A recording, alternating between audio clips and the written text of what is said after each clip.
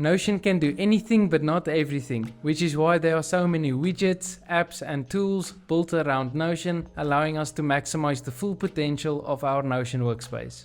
In this video, we'll go over 10 amazing Notion tools, ranging from creating courses, to scheduling tweets, to syncing Google Calendar. These 10 tools are in no particular order, and all of their links can be found in the description below. Now let's get started with the first tool, allowing you to build websites and landing pages using Notion. This tool is called super.so and is fairly straightforward to use. You simply create a new site, link your Notion page, and then build out your website or landing page inside of Notion and customize the website, theme and the design inside of super.so. Now, in case you want a full walkthrough on how to build out your own website or landing page using super.so, then check out the video in the card above or in the description below. Moving on to the second tool, we have Tally Forms. This tool allows you to quickly create clean looking forms using the form builder that works the same as if you're building with Notion blocks. When you click /, it will bring up the block menu where you can choose which blocks you want to use. You can drag them around to build out your form. You can use shortcut keys. You can change the colors. You can personalize it. And once it's done, you can connect it to your Notion database to collect the information into. Our next tool is called courses.so, and this tool is for, you guessed it, creating courses.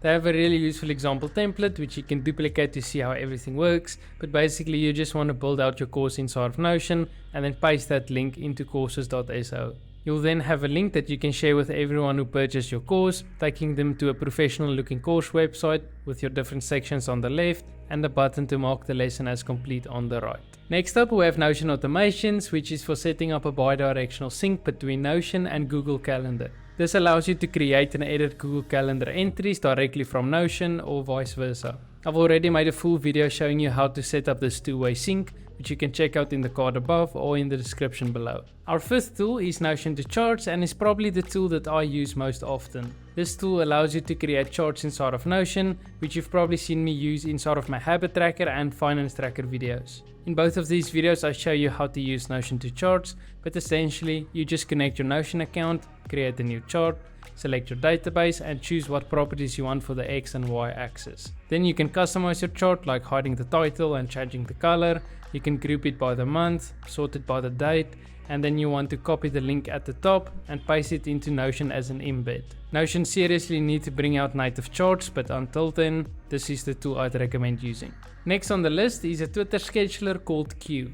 To install Q, you want to go to their website and duplicate the Notion template as well as download the Q app. Once the app is downloaded, you want to install it, restart Notion, and then go to the duplicated template and make sure that Q is added as a connection inside of the page menu. After Q is connected, you want to click the squares in the top right, which will open up the menu where you can connect the Twitter database as well as link your Twitter account.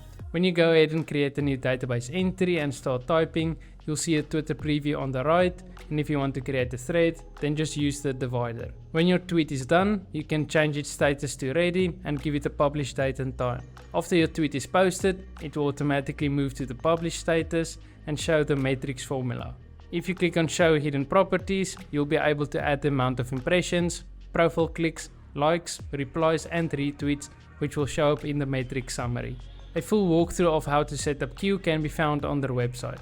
Next up, we have a tool called hints.so, which allows you to create new Notion database entries directly from WhatsApp, Telegram, email, Slack and SMS. It's pretty easy to set up, and I've already made a full video showing you how to use hints.so to connect your Notion to WhatsApp. You can find the link to that video in the card above or in the description below. Next on the list is Notion Sender, which allows you to save emails into Notion as well as send them. All you want to do is just connect your Notion page and your email, set up an inbox database for receiving emails and an outbox database for sending them. On their website you'll be able to find 2 useful videos on how to do both.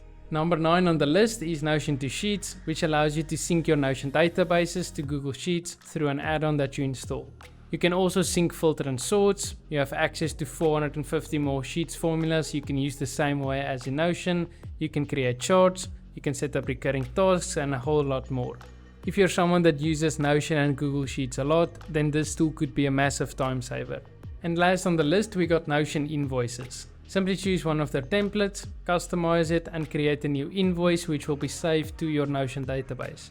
If you're someone that creates and sends a lot of invoices to your clients, then this tool could be really useful for not only organizing your invoices but also saving you a lot of time in the process. And there you go, 10 more Notion tools that you can play around with through the links in the description. Make sure to give this video a like. Thank you for watching, and I'll see you in the next one.